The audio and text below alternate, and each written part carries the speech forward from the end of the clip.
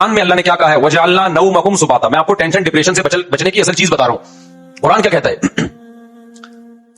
قرآن نے کافی چائے کا تذکرہ نہیں کیا. قرآن نے کیا کہا ہے؟ ہم نے رات بنائی لتسکنو تاکہ تمہیں کیا ملے؟ سکون. دماغ کو کیا ملے؟ فریش ہو جائے دماغ. سکون ملتا تو فریش ہوتا ہے نا. لیکن وہ کون سی رات؟ وہ یہ والی راتیں نہیں ہیں جو آج ہماری راتیں گزر رہی ہیں. پوری رات موبائل پہ, پوری رات آپ فون پہ گپے مار رہے ہیں. اس رات کو اللہ نے سکون کے لیے نہیں بنایا. وہ رات بنائی ہے جس کے بارے میں قرآن کہتا ہے وجعلنا نومکم سباتا. 30ویں پارے کا پہلا رکوع. سب عربی میں کسے کہتے ہیں؟ کاٹنے کو. اللہ کہتے ہیں ہم نے تمہاری نیند کو کاٹنے کا ذریعہ بنایا. کینچی ہے یہ نیند.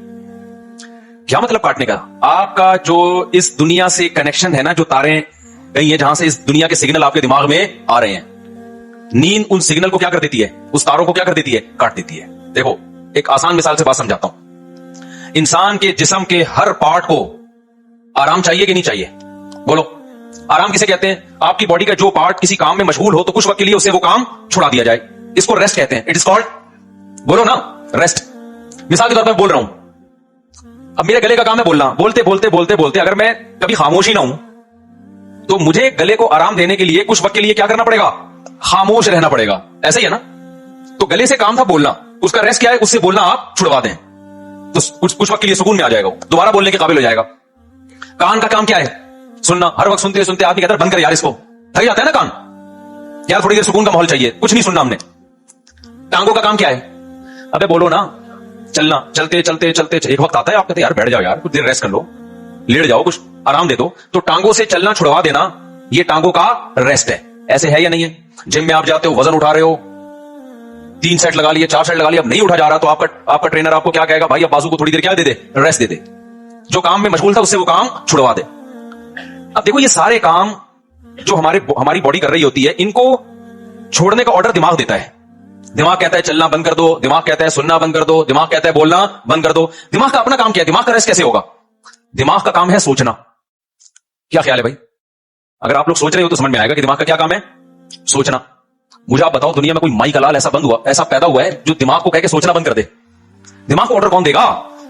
ہائے ہائے ہائے, آپ چل رہے ہو, ٹانگوں کو کون آرڈر دے گا کہ رک جاؤ؟ اتنا تو میرا خیال ہے جنرل نالج کا سوال ہے, یہ تو کوئی معاشرتی علوم کا سوال نہیں پوچھا میں نے. ٹانگوں کو کون آرڈر دیتا ہے کہ رک جاؤ؟ دماغ آرڈر دیتا ہے, تبھی ہم بریک لگا لیتے ہیں. میں بول رہا ہوں بولتے تھک گیا تو میرے گلے کو کون آرڈر دے گا کہ رک جاؤ؟ دماغ آرڈر دے گا. اس سے پتہ چلتا ہے آرڈر دینے والا ہمیشہ اس سے سپیریئر ہوتا ہے. آپ کی باڈی کا جو پارٹ ہے نا, کوئی بھی پارٹ, اس کو آرڈر دے گا بادشاہ. وہ کون ہے؟ وہ دماغ ہے. پھر یہ اس کی بات مانے گا, رک جائے گا, کیونکہ ہمارے ٹانگوں کے پاس سوچنے کے لیے دماغ نہیں ہے. وہ خود نہیں رکیں گی, ان کو آرڈر اوپر سے آئے گا. لیکن دماغ کو آرڈر کون دے گا کہ سوچنا بند کر دے؟ نہیں, یہی بات. دماغ آرڈر نہیں دے سکتا. دماغ کے لیے کوئی اوپر کی چیز ہو جو دماغ کو آرڈر دے کے سوچنا بند کر دے. کیونکہ دماغ جب اپنے آپ کو آرڈر دے گا کہ سوچنا بند کر دے تو اس کے لیے دماغ سوچے گا, تو سوچنے کا عمل کم نہیں ہوگا بلکہ سوچنے کا عمل بڑھ جائے گا. ابے کیسے سمجھاؤں, مجھے بتاؤ یار. کامن سینس کی بات کر رہا ہوں یا نہیں کر رہا؟ کافی پی کے آئے ہیں کہ نہیں آئے ہو, یہ بات بتاؤ. اگر کافی کی عادت نہیں ہے نا, پھر بغیر پیے بھی دماغ فریش ہوگا. اگر عادت پڑ چکی ہے تو ایک ایک کپ آپ کو پلانا پڑے گا, اس کے بغیر کھوپڑی میں بات نہیں آئے گی. یہ نقصان ہے کافی کا. پھر بھی ہم کہتے ہیں پی لو. ہمیں بھی کبھی دماغ کھوپڑی کام نہیں کر رہی تھی تو چسکے بھی لگا لیتے ہیں. ٹھیک ہے, پیدا تو اسی سوسائٹی میں ہوئے نا, فضائل بیان کرتے ہیں ہم. اچھا خیر, تو اب دماغ کا کام کیا ہے؟ دماغ کو سکون ایسے ملے گا سوچنا چھوڑ دے. اب آپ کیا کرو گے؟ اب آپ بیٹھ گئے, ٹانگوں کو آرڈر دیا رک جاؤ, ٹانگیں رک گئی. کمر تھک گئی ہے بیٹھے, کمر کو آرڈر دیا بھائی لیٹ جا, لیٹ گئے بھائی. اب دماغ تھک گیا آپ کا, باپ دماغ کو آرڈر دے رہے ہو سوچنا بند کر دے. دماغ کا باپ بھی سوچنا بند نہیں کرے گا بلکہ اور سوچے گا. تبھی تو اوور تھنکنگ کی ایک بیماری ہے نا. لوگ کہتے ہیں ہم جب سونے کے لیے لیٹتے ہیں تو اس وقت تو بالکل ہی نیند اڑ جاتی ہے ہماری. ویسے چلتے پھرتے رہیں گے, نیند آئے گی, بیٹھے ہوئے نیند آ رہی ہے, سونے کے لیے لیٹے اور نیند کے علاوہ اب سب کچھ آنا شروع, کیونکہ دماغ اب نیند کے بارے میں سوچنا شروع کر دیتا ہے کہ سو تو نہیں سویا, صبح دیر ہو جائے گی, دماغ خراب ہوگا, یہ ہوگا. اس سے نیند آنے کے بجائے کیا ہوتی ہے؟ اس ٹینشن سے نیند اور اڑتی ہے. سمجھ میں آ رہی ہے بات؟ تو اس کا حل اللہ نے کیا رکھا ہے؟ اللہ نے کہا یہ تمہارے بس میں نہیں ہے کہ تم سو جاؤ, کیونکہ تمہارے پاس جو سب سے پاورفل پارٹ ہے نا وہ دماغ ہے. اس دماغ کے کنٹرول میں میں نے تمہارے سارے پارٹ دے دیے ہیں. دماغ کس کے کنٹرول میں ہے؟ وہ میرے کنٹرول میں ہے. وہ کسی کا باپ بھی نہیں سلا سکتا جب تک میں نہیں چاہوں گا. لہذا تم نے کیا کرنا ہے؟ سونے کے اسباب اختیار کرنے ہیں. سونا تمہارے بس میں نہیں ہے. اسباب کے بتی بجا دی, لیٹ گئے, سکون کا ماحول ہو گیا, پنکھا چلا دیا, یا نیند کی گولی کھا لی, بہت زیادہ ہو گیا تو یہی ہوگا نا. تو اس سے نیند کی گولی بھی آپ کو یاد رکھو سلاتی نہیں ہے. وہ کیا کرتی ہے؟ آپ کے جو پٹھے ہیں ان کو ریلیکس کر دے گی, خیالات کو مشتمل کر دے گی. نیند ڈاکٹر کہتے ہیں کہ نیند خود سے آتی ہے انسان کو, کوئی دوا نہیں لاتی نیند. دوا یہی ہے کہ وہ اسباب پیدا کر دیتی ہے, اس کے سکون کے اسباب پیدا کر دیتی ہے. لیکن دوا ڈائریکٹ نیند لانے والی اب تک کوئی دوا میری معلومات کے مطابق ایجاد نہیں ہوئی, جو ڈاکٹر کہتے ہیں. تو اب کیا ہوتا ہے؟ اب اللہ تعالیٰ بیچ میں آتے ہیں. اللہ تعالیٰ کہتے ہیں وَجَعَلْنَا نَوْمَكُمْ سُبَاتًا, تم اسباب اختیار کرتے ہو, لیٹ جاتے ہو. ہم کیا کرتے ہیں, تمہاری نیند ایک کینچی لے کر آتے ہیں ہم, کیونکہ ہم جو سوچنا بند نہیں کر رہے نا, وجہ اس کی کہ ہمارے دماغ کا اس دنیا سے کنیکشن ہے. یہ کنیکشن جب تک ختم نہیں ہوگا اس وقت تک آپ سوچنا بند نہیں کر سکتے.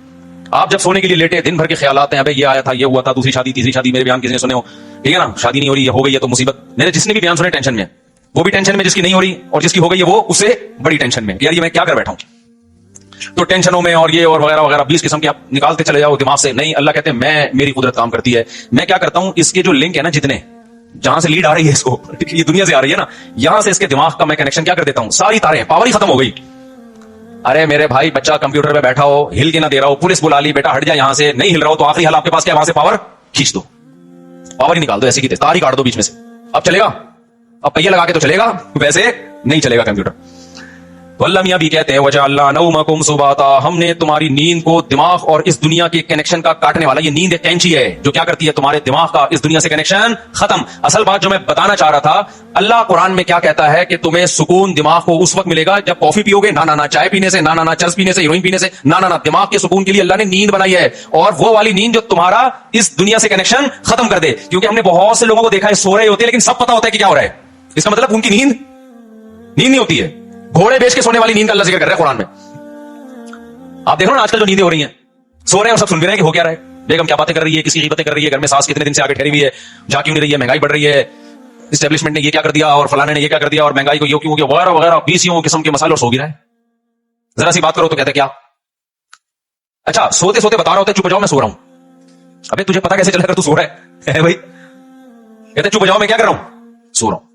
میں تو سو رہا تھا, گھر والوں نے مجھے اٹھایا کہ دروازے پہ کوئی ہے, تو میں نے کہا مجھے اٹھایا کیوں, کیا نیند خراب نہ ہو جائے نا. میں نے کہا نیند تو ہو گئی خراب, نیند تو ہو گئی خراب. تو گھوڑے بیچ کے سونا, غرق ہو کے سونا, بے ہوش ہو کے سونا, یہ والا سونا کون سا سونا ہے جس کو اللہ نعمت قرار دے رہا ہے اور جو دماغی سکون کا ذریعہ ہے. آج کل یہ والا سونا مارکیٹ سے شارٹ. کیوں شارٹ ہے, اس میں ہمارے اپنے گناہ بھی ہیں.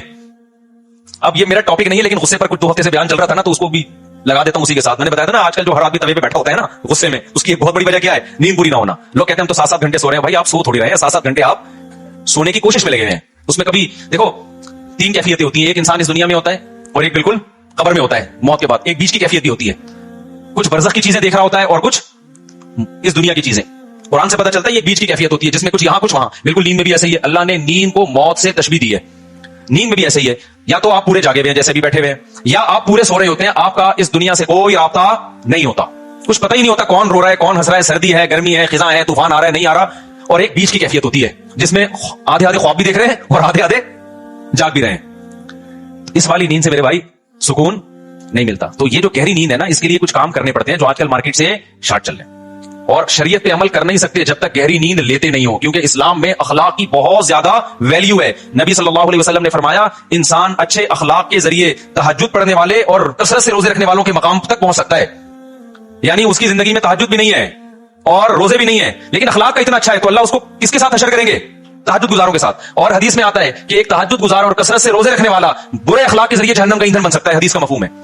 کیوں, بد اخلاقی کی وجہ سے کبھی بیوی سے لڑے گا, کبھی پڑوسیوں سے لڑے گا, کبھی کمیٹی سے لڑے گا, کبھی امام سے لڑے گا, کبھی مؤذن سے لڑے گا, کبھی اسے پٹا, کبھی گاڑی تھوڑی سی آگے اس کو اٹھا کے ٹھوک دیا, ٹھیک ہے نا, تو ساری نیکیاں اس کی کیا ہو رہی ہیں, ضائع. کیونکہ ہمیں حدیث سے پتا چلتا ہے کہ جو شخص لوگوں پہ ظلم کرتا ہے قیامت کے دن اللہ بدلہ ایسے لیں گے کہ اس کی نیکیاں اٹھا کے اس کے پلڑے میں ڈالنا شروع کریں گے. حتیٰ کہ ایک گالی بھی ناحق دی نا کسی کو, تو اس کے بدلے میں بھی اس کی نیکی کہاں جا رہی ہے, وہاں جا رہی ہے. اور جب اس کی نیکیاں ختم ہو جائیں گی تو اللہ پھر کیا کریں گے, جس نے ظلم کیا ہوگا, بد اخلاقی کی ہوگی, اس کے گناہ اس کو دینا شروع کر دیں گے. میں سمجھا پا رہا ہوں اپنی بات.